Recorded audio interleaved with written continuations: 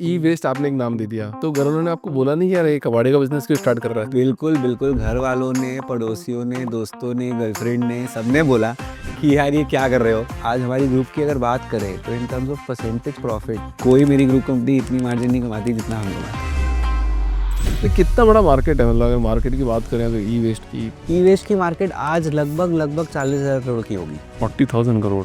अगले 5 साल में ये शायद 2 लाख करोड़ क्रॉस कर जाए। ओ, सिम कार्ड के अंदर जो आपका गोल्ड पोर्शन है वो गोल्ड है, प्योर गोल्ड है वो। प्योर गोल्ड है। सिम कार्ड का रेट आज होगा 10-12 हज़ार रुपये किलो। और आपको ये सब का नॉलेज कैसे हुआ, मतलब आपने सभी चीज़ों के बारे में पढ़ा क्या? आई वेंट टू 12 कंट्रीज, 2 महीने बैकपैकिंग, 15 रिसाइकलर से मिला। 10-12 लोगों ने तो चाय पिला के भगा दिया। 22-23 साल का लड़का आया, बोलता फैक्ट्री डालनी है, 10-15 करोड़ रुपए चाहिए, आप पैसे दे दो, उन्होंने भगा दिया है।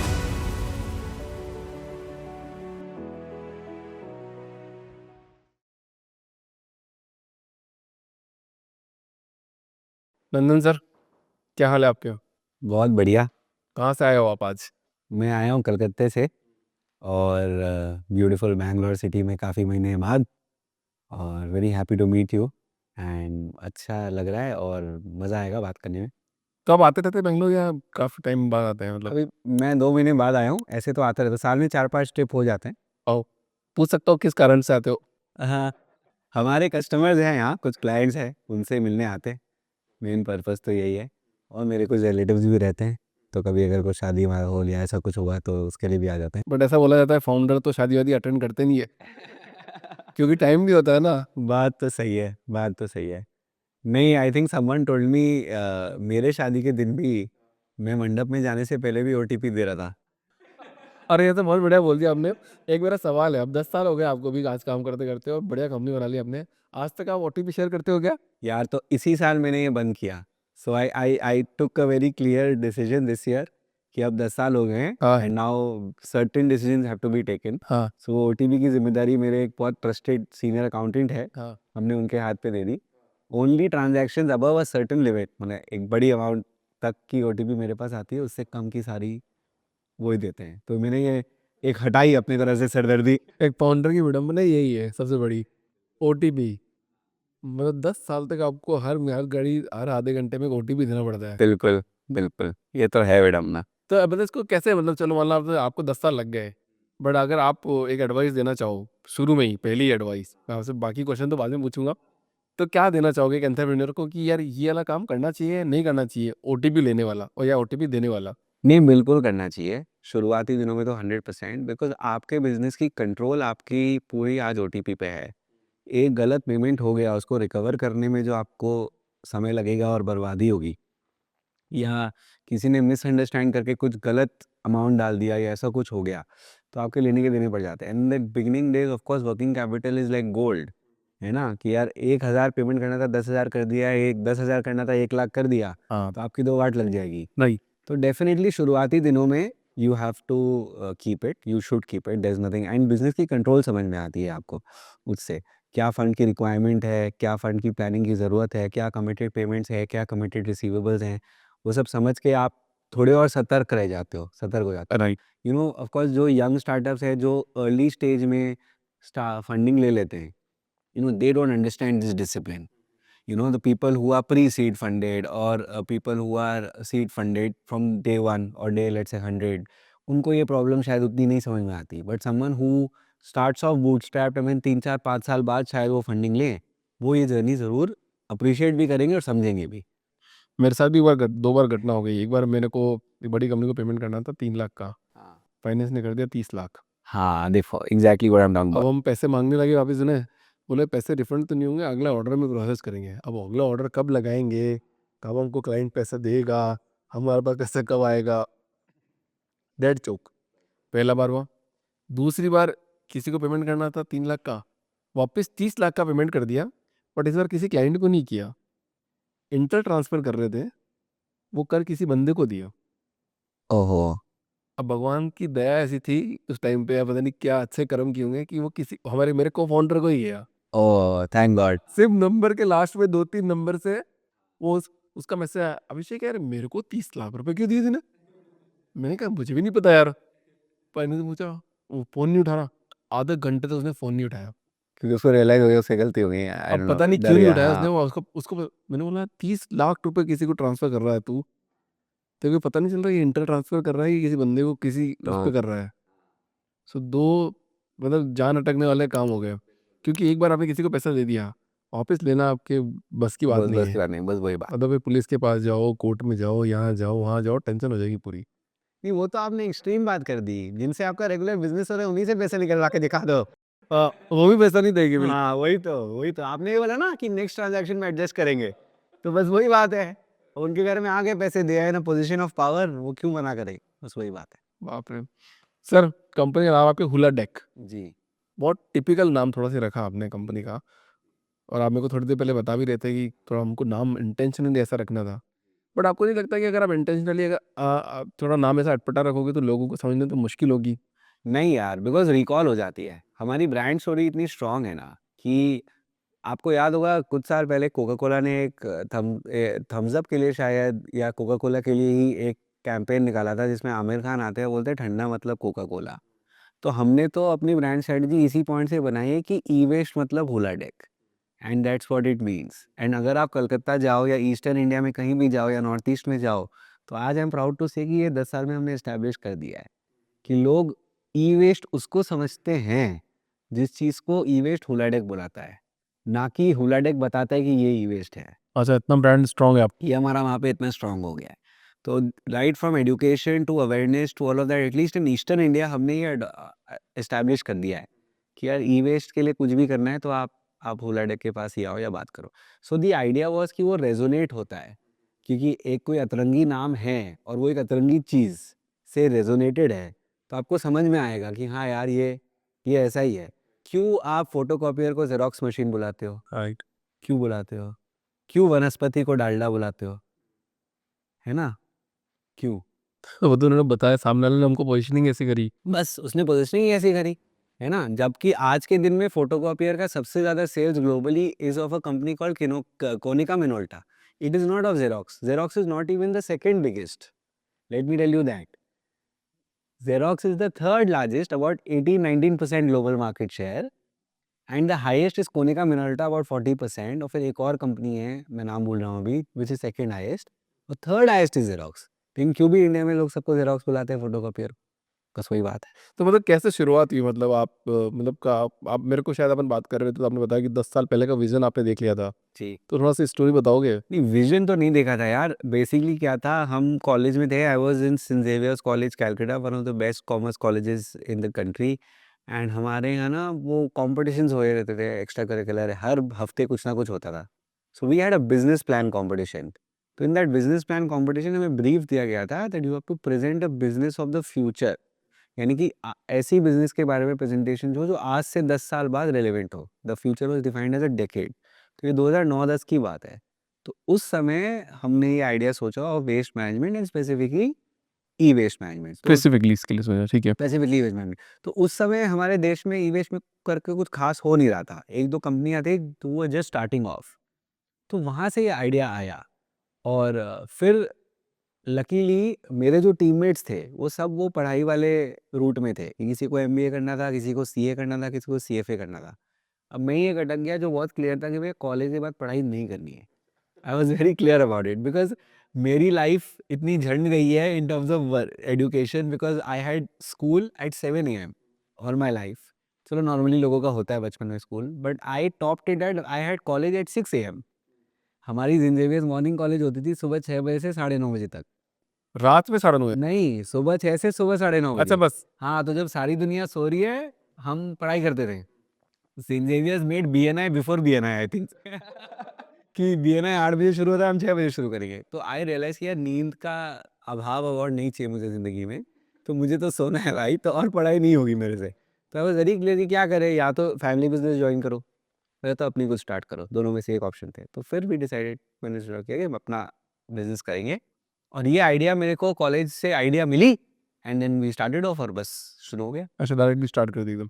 अच्छा, ई वेस्ट के बारे में थोड़ा बताओ मेरे को पहले तो। जैसे चलो, ये तो ई वेस्ट आपने एक नाम दे दिया, पहले तो शायद मैं आपको अगर अच्छा बुरा लगे पर मेरे को बताना कि ये कबाड़ी वाला ही बोला जाता हाँ, था। बिल्कुल, बिल्कुल। तो घर वालों ने आपको बोला नहीं यार ये कबाड़ी का बिजनेस क्यों स्टार्ट कर रहा है? बिल्कुल, बिल्कुल, घर वालों ने, पड़ोसियों ने, दोस्तों ने, गर्लफ्रेंड ने, सबने बोला कि यार ये क्या कर रहे हो हाँ। और ये कबाड़ी का काम क्या करोगे? ऐसा ही बोला क्या? हाँ, बिल्कुल, बिल्कुल, बिल्कुल, कबाड़ी का काम क्या करोगे? लिटरली मेरे साथ एक इंसिडेंट हुई थी जो आज मैं लुक बैक करता हूँ, I come from a family business group. हम लोग मेरे फैमिली में कुछ रियल एस्टेट डेवलपर्स हैं, किसी की फार्मास्यूटिकल कंपनी है, कोई जूट इंडस्ट्री से है। तो मेरे सब भैया, चाचा लोग वेल एस्टेब्लिश्ड। तो मैं जब एक कोई भी सोशल गैदरिंग में मैंने जाके बोला कि यार मैं ये काम शुरू कर रहा हूँ और ऐसा-ऐसा मैं काम कर रहा हूँ, और मेरे एक चाचा को मैंने बोला था ये इंसिडेंट एक्चुअली सबको सुननी चाहिए, because you know you get the result of your journey, I will tell you why. तो मैंने अपने एक चाचा को जाके बोला कि आपकी इस कंपनी में जान-पहचान है, वहाँ पे कुछ स्क्रैप है, मैं कोशिश कर रहा हूँ, मुझे मिल नहीं रहा है, आप एक बार फ़ोन कर दोगे क्या? एक जस्ट रेफ़रेंस दे दो कि मैं बात कर रहा हूँ, शायद काम हो जाए। तो उन्होंने हँस के मुझे नाश्ता खाते हुए बोला कि यार क्या अब तुम चाहते तेरे 50,000 के स्क्रैप के लिए मैं फ़ोन करूँ? नहीं, यही रह गया मेरी ज़िंदगी में। उन्होंने इस तरह से मुझे बोला। तो मैं क्या बोलूँ? मैं ठीक है। और आज कट टू आज हमारी ग्रुप की अगर बात करें तो in terms of percentage profit, which I told you also earlier, we are the top performing company in the group. कोई मेरी ग्रुप कंपनी इतनी मार्जिन नहीं कमाती जितना हम कमाते। Right. Right, so that's how the life comes a full circle. हाँ। है ना कि आज 50,000 का स्क्रैप के लिए कॉल करने में उनको दिक्कत हो रहा था, और आज मेरी कंपनी सबसे प्रॉफिटेबल है इन terms of margin in the group. तो अभी कुछ बोलते हैं अभी? हाँ, नहीं अब नहीं बोलते, अब तो अच्छे से मिलते हैं। अब तो बोलते हैं कि नंदन आ गया, घर का ई-वेस्ट निकालो भाई, उसको यही दिखता है।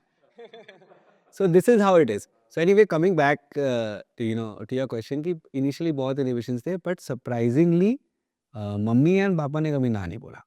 माँ-बाप नहीं बोलता कभी ना? नहीं, उन्होंने कभी ना नहीं बोला। मैंने पापा was very supportive and mummy was also very supportive from day one, और उन्होंने कभी ना नहीं बोला। इनफैक्ट दे सेड कि if you thought it through, and definitely थोड़े इंटरव्यू हुए, थोड़े सवाल जवाब किए कि तूने इनफ रिसर्च किया है कि नहीं किया है। वो सवाल जवाब ज़रूर हुए, लेकिन वंस दे वर कन्विंस्ड कि यस मैंने उतना रिसर्च किया है, तो देन उन्होंने सपोर्ट किया 100%। ऐसा बोला जाता है कि ना गर्लफ्रेंड जो होती है मतलब अगर आपके पास कुछ नहीं हो तब भी गर्लफ्रेंड है, जब आपकी सक्सेस में है तब भी गर्लफ्रेंड है और सक्सेस मिलने के बाद भी गर्लफ्रेंड है। क्या सेम है? नहीं यार, अब तो गर्लफ्रेंड खैर वाइफ हो गई है। अच्छा। बट डेफिनेटली, बट मैं एक सीरीज देख रहा था अभी, I don't know if you allowed to quote, आप देख लेना। एक वर्ल्ड रेसलिंग फेडरेशन के जो फाउंडर थे, मिस्टर विंस मैकमैन, उनके बारे में एक सीरीज आई थी नेटफ्लिक्स में। हुँ। तो उसमें एक बंदे ने बहुत इंटरेस्टिंग लाइन बोली, और मेरे को लगा है शायद ये मेरे बारे में बात कर रहा है। He said the only truly monogamous relationship mister McMahon has had is with the business he has built. है ना कि एक तरफा प्यार और माने अंधाधुन प्यार जो उन्होंने किया है, वो एक ही चीज से किया है, वो उनका बिजनेस है। बिज़नेस से किया है। तो मेरे को लगा कि शायद मेरे बारे में ही बात कर रहे हैं। है ना कि बाकी सब में कुछ ना कुछ कंडीशन आ जाता है, लेकिन राइट, राइट, राइट। इसके लिए अनकंडीशनल लव है। तो बस वही वाली बात है। अच्छा ई-वेस्ट के बिज़नेस के बारे में थोड़ा बताओ ना मतलब क्या-क्या चीज़ें आती है ई-वेस्ट के बिज़नेस में? मतलब किसको आप ई-वेस्ट बोलते बिल्कुल, तो simply put, anything that works with a battery और works with electricity, electric current, जो खराब हो जाए उसको हम ई वेस्ट बोलते हैं। हो? अच्छा। सिंपली पुट, तो आप इमेजिन कर लो बैटरी से क्या चीज़ें चलती हैं और डायरेक्ट बिजली से क्या चीज़ें चलती हैं। जितनी चीज़ें हैं जो या तो बिजली से चलती है या बैटरी से चलती है, जब वो खराब हो जाती है उसको हम ई वेस्ट। ये पेन वगैरह नहीं आते ई-वेस्ट? नहीं, pen is not electronic waste, it is not electronic, it's an नहीं आजकल तो वो पेन आ गए ना इलेक्ट्रिक बटन वाले हाँ पेन, तो बिल्कुल, तो फिर वो वो बैटरी पेन से उसमें आ चलती है जाएगा। क्योंकि उसके अंदर बैटरी है, हाँ, हाँ, हाँ। तो बैटरी की चलती है। ओके। तो कैसे मतलब थोड़ा और बिज़नेस बढ़ाओ बताओ आपने क्या करते हो? मतलब आप कहाँ जाते हो? किसको बेचते हो? किससे खरीदते हो थोड़ा? बिल्कुल, तो we work basically as a representative of brands. तो 2016 में सरकार ने एक नियम निकाली थी, जिसके अंतर्गत जो भी ब्रांड ओनर है, यानी कि जो भी सेलर है ऑफ द इलेक्ट्रॉनिक्स, उसको इंश्योर करना है कि जब वो इलेक्ट्रॉनिक खराब हो जाए, यानी कि ई वेस्ट हो जाए, उसकी सही रिसाइकलिंग होनी चाहिए। नो, सही और गलत रिसाइकलिंग में फ़र्क क्या है? इलेक्ट्रॉनिक प्रोडक्ट्स में बहुत ऐसे पदार्थ होते हैं जो हानिकारक है, जो प्रदूषण फैलाते हैं, जो हमारे एनवायरनमेंट को दूषित करते हैं।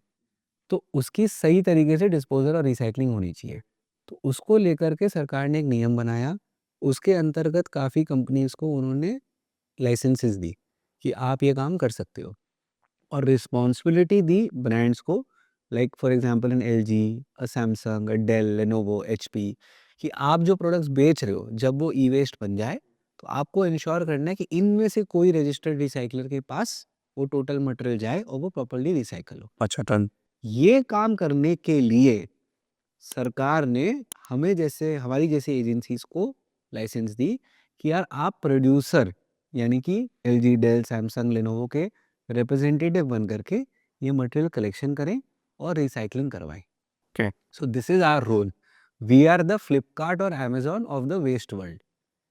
Right? So we are the aggregator who is helping the brand fulfill his responsibility Right. of having the waste recycled. अभी आप उसकी बात कर रहे थे, कुछ हानिकारक तत्व होते हैं। जी। तो सब प्रोडक्ट हानिकारक में होते हैं क्या, मतलब सारे? सारे इलेक्ट्रॉनिक्स तो में। क्या मतलब किस तरह के I'll तत्व give होते you हैं an ये? example. जैसे एयर कंडीशनिंग है तो एयर कंडीशनर में गैस होता है। हम बोलते हैं ना गैस खत्म हो गई गैस भरो। तो एयर कंडीशनर में जो गैस होता है that is called CFC gas, HCFC gas. That is an ozone depleting substance.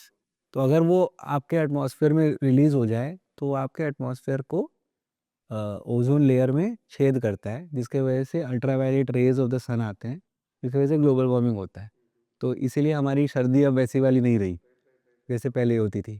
तो दैट इज़ अ हानिकारक सामान। या बैटरी से कॉमन शीशा धातु जिसे हम कहते हैं लेड, वेरी वेरी कैंसरस है वो।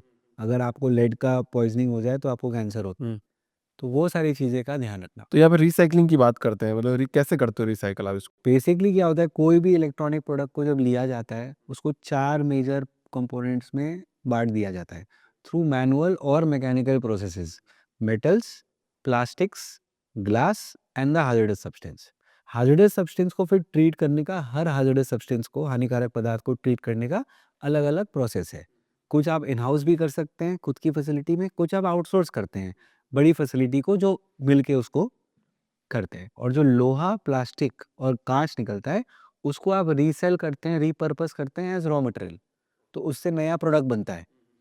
That's how the recycle happens, कि पुराने प्रोडक्ट को तोड़ के नया प्रोडक्ट का रॉ मटेरियल बनाना और उससे फिर नया product banana. Okay. That's how it works. तो इसमें लेबर बहुत लगती होगी आपके, और मतलब उनके स्टैंडर्ड ऑपरेटिंग प्रोसीजर बहुत सारे होते होंगे, तो ये सब कैसे मेंटेन करते हो आप लोग? ये SOPs ग्लोबल स्टैंडर्ड्स हैं। अभी भारत सरकार के भी बहुत स्टैंडर्ड्स हैं जिन्होंने उन्हें डिफाइन किए हैं। उसकी रेगुलर ऑडिट्स होती है, चेक्स होती हैं।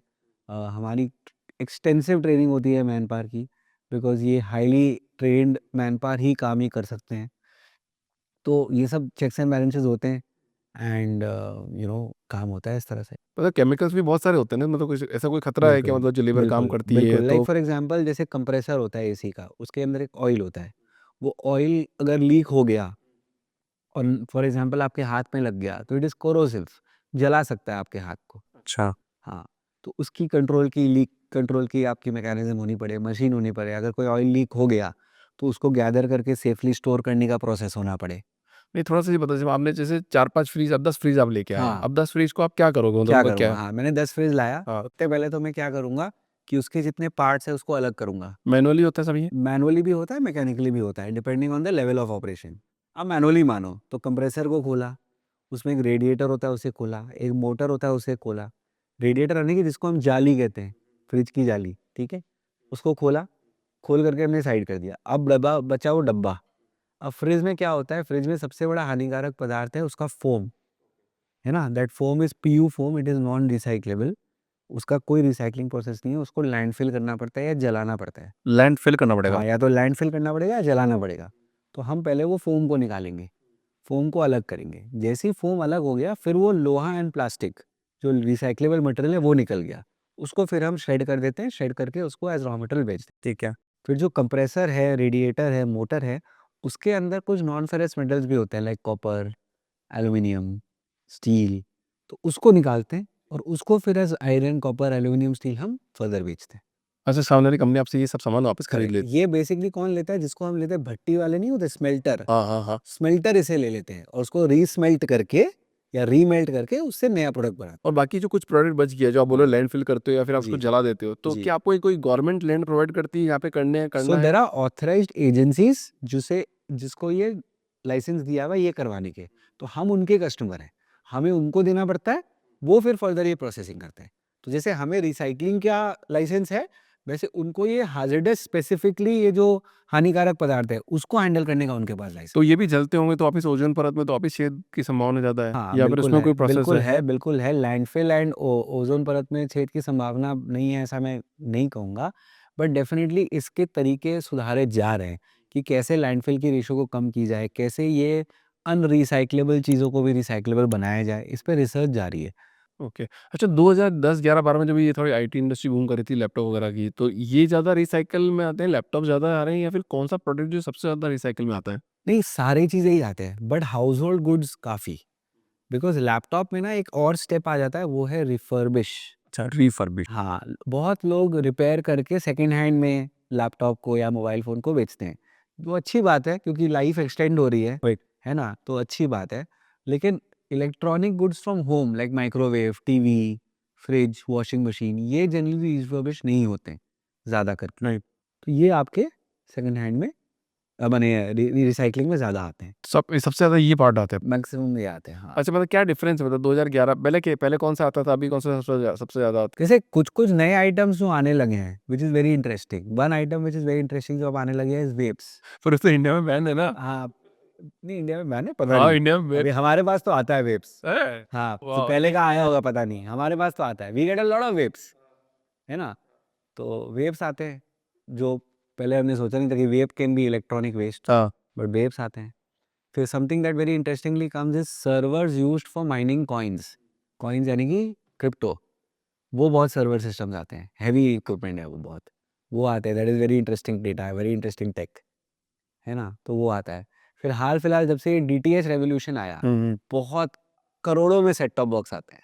ओह! सेट टॉप बॉक्स भी कोई नहीं यूज़ करता वापिस, हाँ, हाँ। सेट टॉप बॉक्स करोड़ों में, वो ओटीटी इतना आ गया, हाँ। सेट टॉप बॉक्स का अडॉप्शन कम हो गया है, तो बहुत सेट टॉप बॉक्स रिजेक्ट हो रहे हैं, तो करोड़ों में आते हैं। तो ये है, these are some interesting items जो पहले नहीं आते थे, लेकिन अभी आते हैं।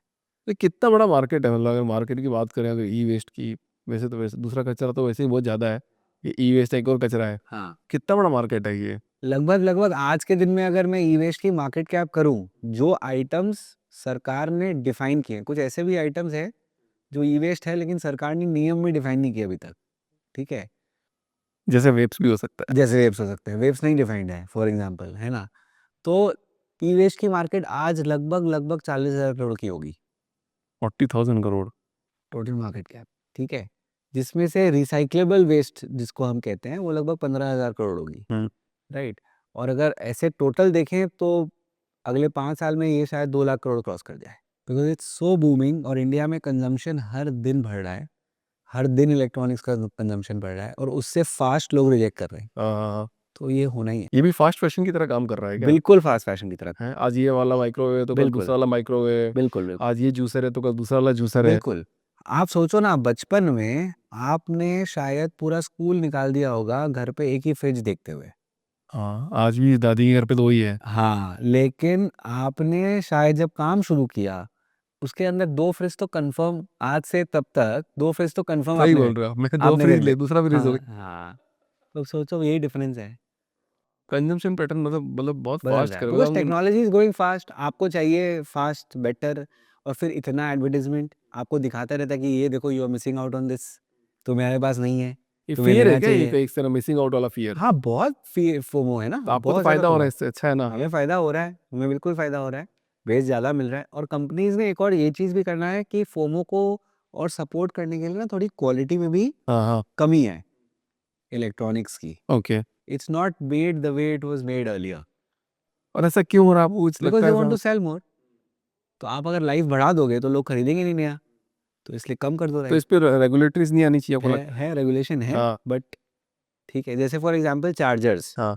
जो अभी एक डिसीजन हुआ सारे मेजर फ़ोन मैन्युफैक्चरिंग कंपनीज़ के साथ कि सारे टाइप सी चार्जर ही देंगे 2028 के बाद।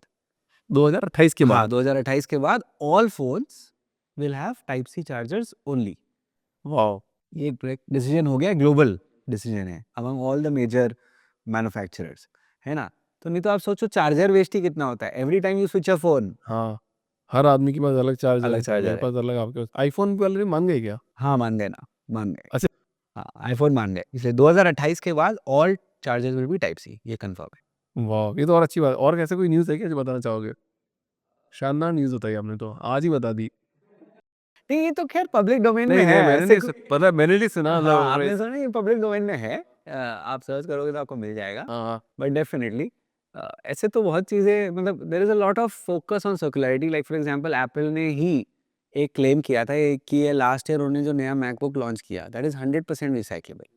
यानी कि उसको जब आप रिसाइक्लिंग सेंटर पे दोगे उसका 1 ग्राम भी ऐसा नहीं होगा जो लैंडफिल में जाएगा।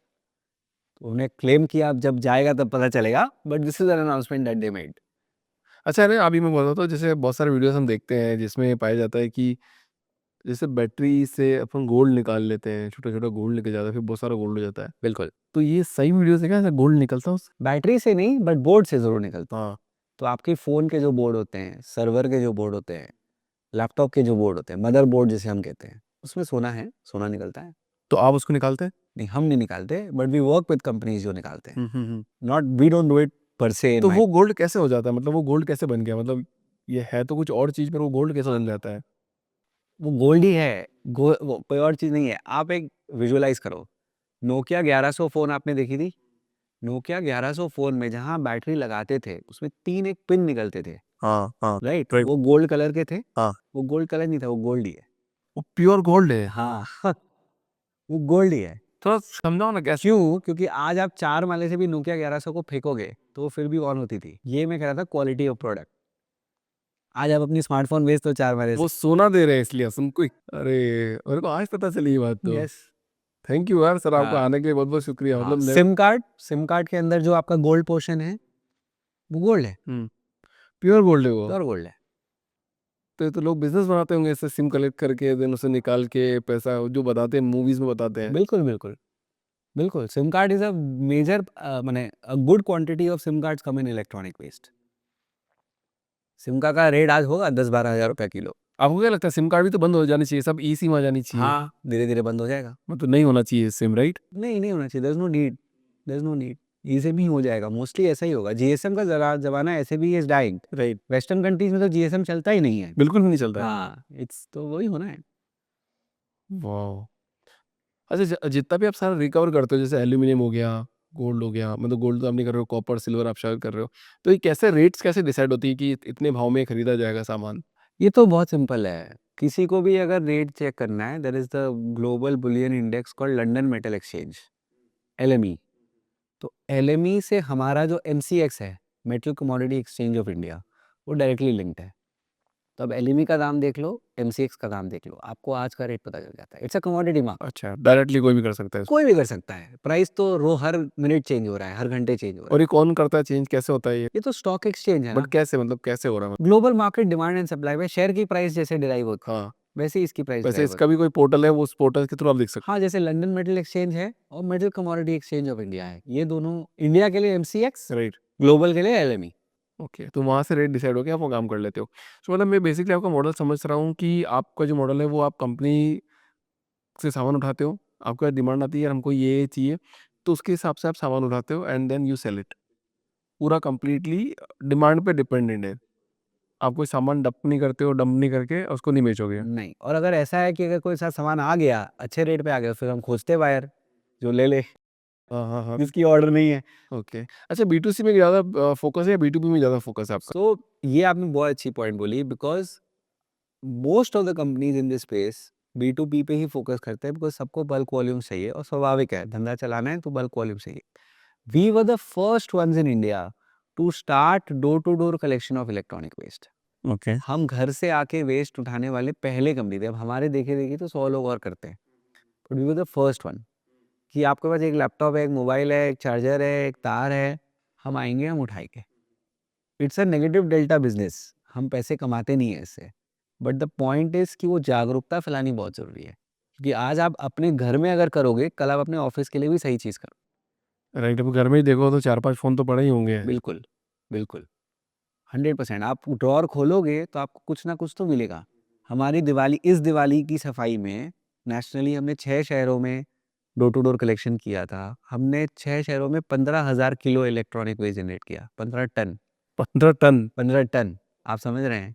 6 शहरों में लगभग वो 20 दिन के पीरियड में। Right, right. 15 टन वेस्ट मिला हमें। बट इतना सारा आप कलेक्शन कर रहे हो तो आपको इसकी लैंड की भी तो बहुत ज़रूरत होगी, मतलब आपको आपकी फैक्ट्रीज होगी जहाँ पे आप डंप करते वेयर हो। हाउसेज हैं जी, हाँ, बिल्कुल बहुत तो ये सारे तो हैं। बहुत हैवी इन्वेस्टमेंट बिजनेस हो गया क्योंकि लैंड भी आपको चाहिए। हैवी इन्वेस्टमेंट नहीं है, मतलब इन द सेंस कि वो रेशो पे है। It's not heavy investment, it's more about how you optimise. तो अगर आपको इनिशियली वेयर हाउस में खरीदना नहीं है, आप रेंट पे ले लो, उस तरह से कर लो, है ना। या अगर आपकी डायरेक्ट सोर्सिंग हो सके कि रिसाइकलर की ही वेयर हाउस है तो आप वहाँ पे दे दें, राइट। वो ऑप्शन है। But this is not very capital intensive. कोई भी अगर ये बिजनेस पे घुसना चाहे तो 5 लाख रुपए से 10 लाख रुपए की इन्वेस्टमेंट से शुरू कर सकता है। बहुत सिंपल। बहुत सिंपल है, बिकॉज देखिए कोई भी रिसाइकलिंग बिजनेस में आप जाओ, चाहे इलेक्ट्रॉनिक वेस्ट हो या कोई भी रिसाइकलिंग बिजनेस हो, मटेरियल इज के। हम्म। आपने बेस्ट इंफ्रास्ट्रक्चर की फैक्ट्री बना ली और आपको माल नहीं मिला, हाँ। तो आप क्या करोगे? Right. So the whole game in any waste management business is कि आप कितने सस्ते में और कितना ज्यादा माल कलेक्ट कर सकते हो, राइट। राइट। राइट। तो to understand recycling first you need to understand material. So you need to first procure material, और तब आपको समझ में आएगा कि हाँ भाई अब मेरे पास इतना माल बन रहा है, अब मैं ऐसे प्रोसेस करूंगा ताकि मेरी प्रॉफिट बढ़े। अच्छा, आप ये आप बोल रहे थे आप ऑयल भी वापस ऑयल भी कलेक्ट करते हो, हाँ, ऑयल वेस्ट भी करते हैं, ऑयल्स। बिल्कुल बिल्कुल। ये क्या होता है, कैसे होगा? ये जैसे एक ट्रांसफार्मर का ऑयल होता है, हम्म। जनरेटर का ऑयल होता है। हम्म। तो ये तो ढोल देते होंगे ना सड़क पे? नहीं नहीं, उसका दाम है भाई, मत दो शायद पे अगली बार हमें फोन कर देना, हम खरीद के ले जाएंगे। हाँ। Not at all, it has a value. जब नए का दाम है तो पुराने का दाम क्यों नहीं? कैसे, मतलब क्या क्या काम आता है ये पुराना ऑयल? इट इज री मैंने इसको बेसिकली क्या कहते हैं, रिफाइन करके वापस यूज होती है उसकी, वापस ऑयल बन जाएगा? वापस ऑयल बन जाएगा, जनरेटर ऑयल? जनरेटर ऑयल बन जाएगा, डीजल वाला, बिल्कुल बिल्कुल।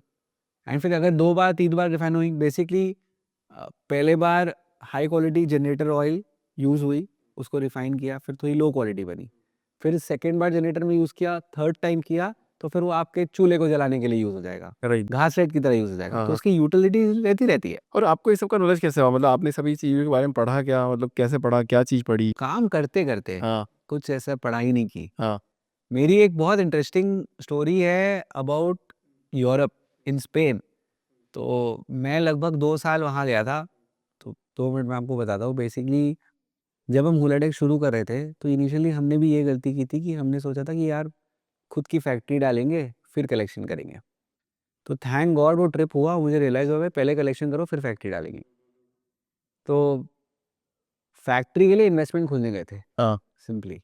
तो पहले तो देसी लोगों से मिले, तो सबने तो मना कर दिया कि अरे कलकत्ता कौन आएगा, वहाँ पे तो माओइस्ट रहते हैं, वहाँ पे तो। कौन रहते हैं? हमारा उस समय वो लाल सलाम चलता था पॉलिटिकल, हाँ। सीपीआईएम का सरकार था, तो लोग कहते हैं कि माओइस्ट रहते हैं तो हमें नहीं आना हाँ। कलकत्ते।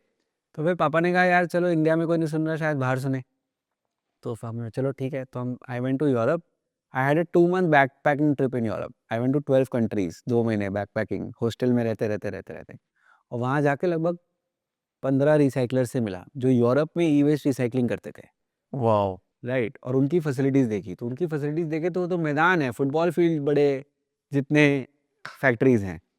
तो वहाँ पे जाके समझा, वो बोला यार ऐसा ऐसा है, हम इंडिया में डालना चाह रहे हैं, तो आप आ जाओ, कोलैबोरेट कर दो, टेक्नोलॉजी दे दो, या आप पार्टनरशिप में आ जाओ, जैसे भी।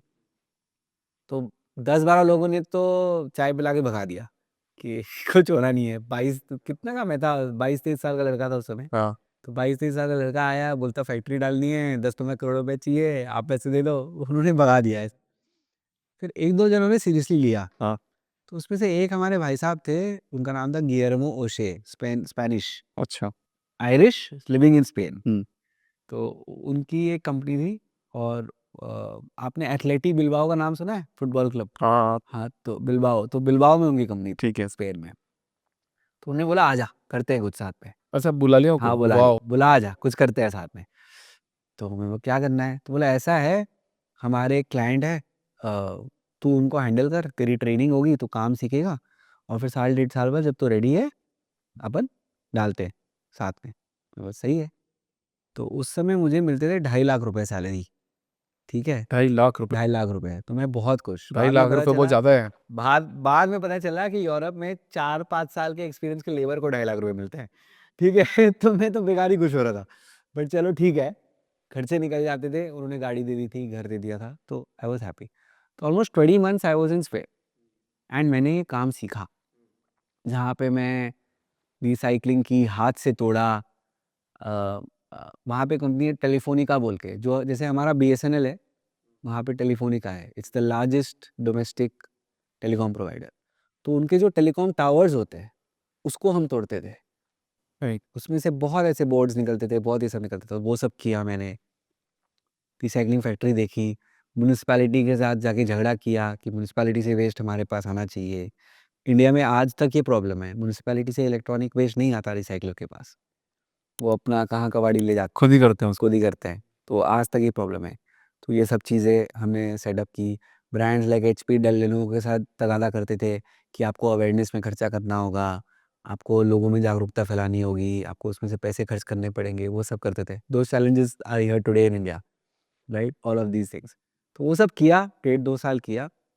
फिर जब हम वापस आ रहे थे, तो मैंने कहा कि अब टाइम हो गया है, चलो ये हो गया। तो फिर somehow उन्होंने मना कर दिया कि नहीं यार, इट्स नॉट वर्किंग आउट और व्हाटएवर। क्यों ऐसा क्यों किया?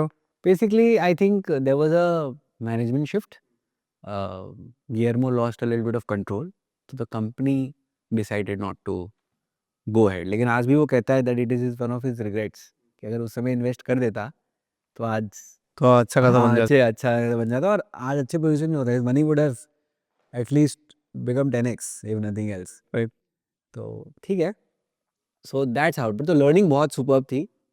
और वो 20 महीने ऑलमोस्ट जो हमने काम किए, बहुत कुछ सीखा, बहुत फुटबॉल देखा, बहुत पार्टी की, बहुत लोगों से मिला।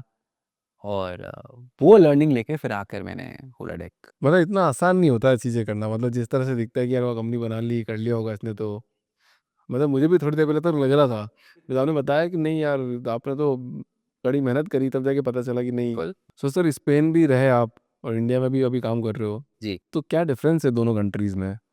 सो सरप्राइजिंगली स्पेन और इंडिया में कल्चरली बहुत फ़र्क नहीं है। लाइक फॉर एग्जांपल, वो एक बहुत स्ट्रिक्ट कल्चर है कि फैमिली के साथ रहना है, फैमिली के साथ टाइम स्पेंड करना है वीकेंड्स में। एक सर्टेन एज तक शादी हो जानी चाहिए, एक सर्टेन एज तक बच्चे हो जाने चाहिए। ये सब है वहाँ के कल्चर। सेम है। और हम लोग सैटरडे नाइट करते हैं या फ्राइडे नाइट करते हैं, वहाँ पे Thursday night is party night. Friday Saturday Sunday is for family. Friday Saturday Sunday for family. Basically आप थर्सडे नाइट दोस्तों के साथ जाओ, कॉलीग्स के साथ जाओ, जो भी जाओ। Friday is generally half day, और अगर फुल डे व्हाटएवर।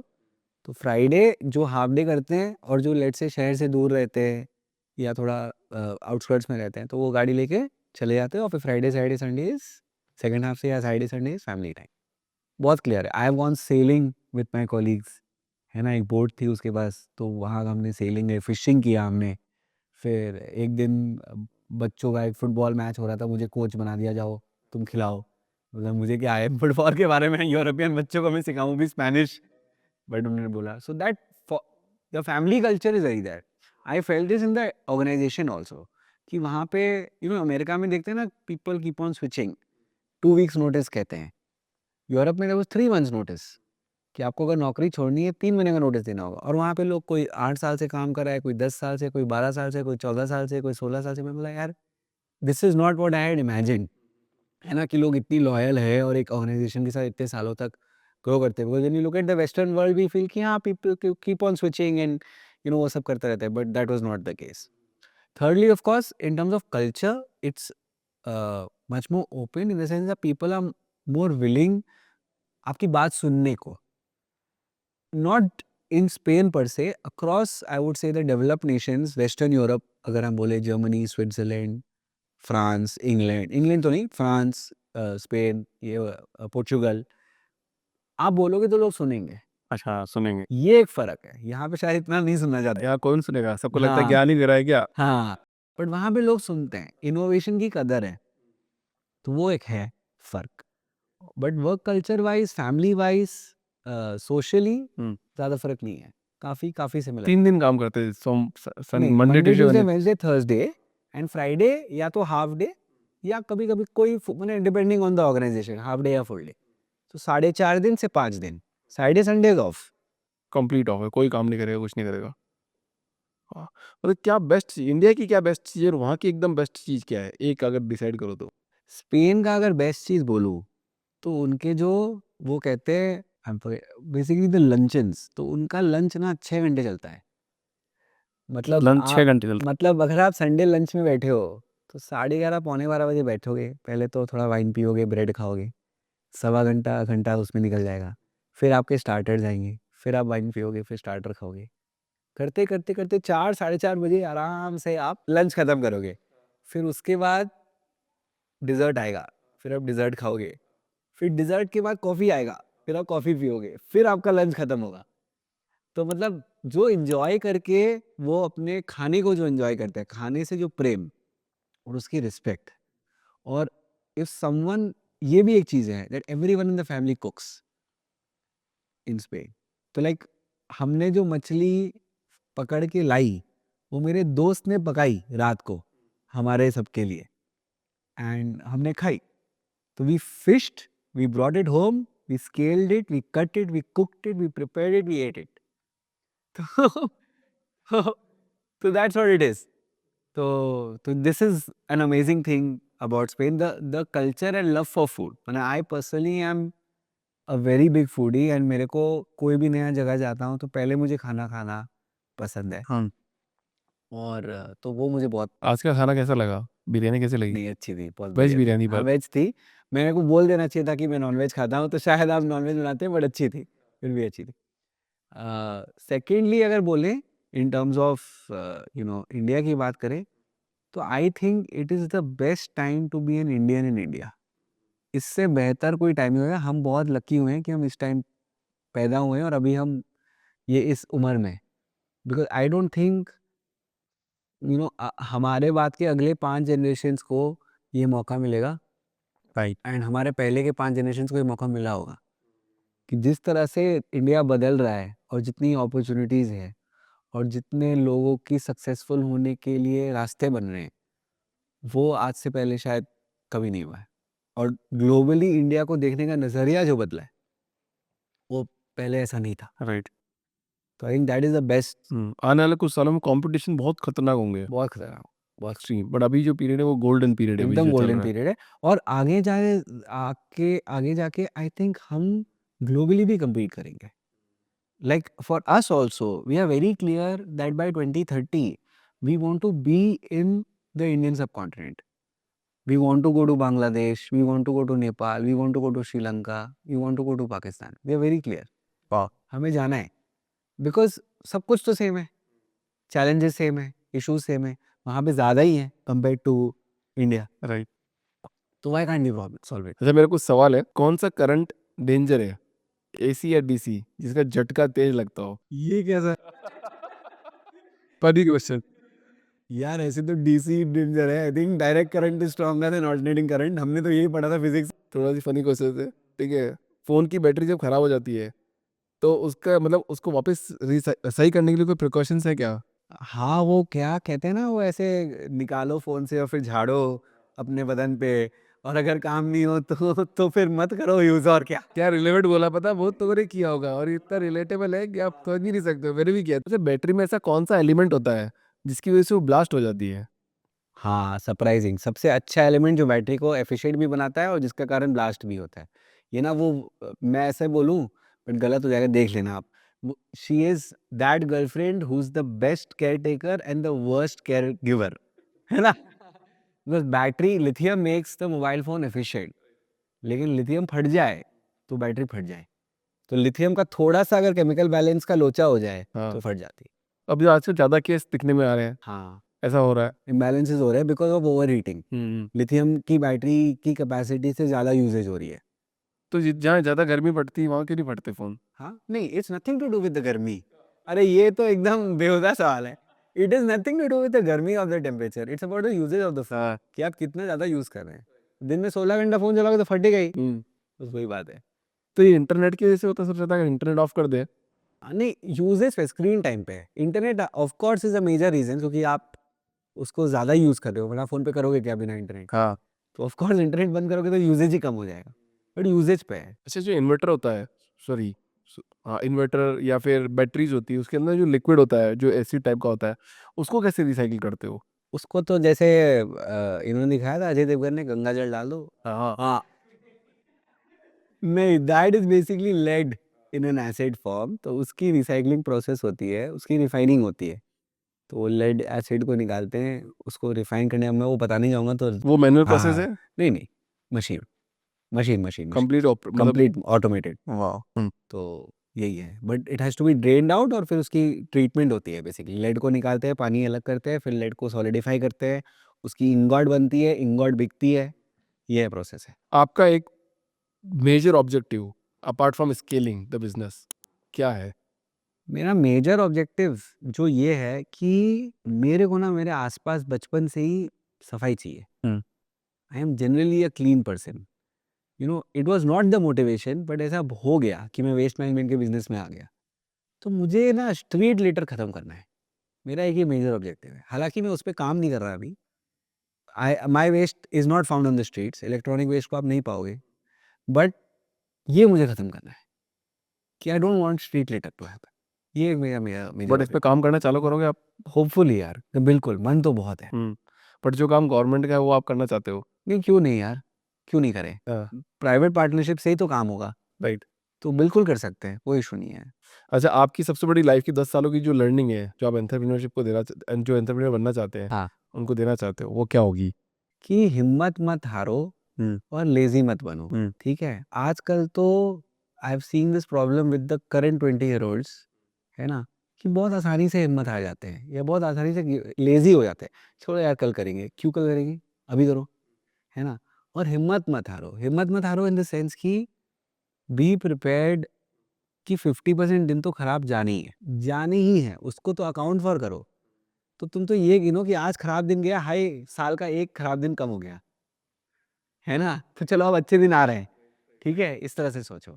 और मैं अपने लोगों को कहता हूँ, आई don't know if this is relevant और नॉट, यू नो, जब कोई गलती करता है, तो अक्सर मायूस हो जाता है, स्पेशली अगर गलती हो जो आपको पर्सनली या प्रोफेशनली अफेक्ट करे, है ना?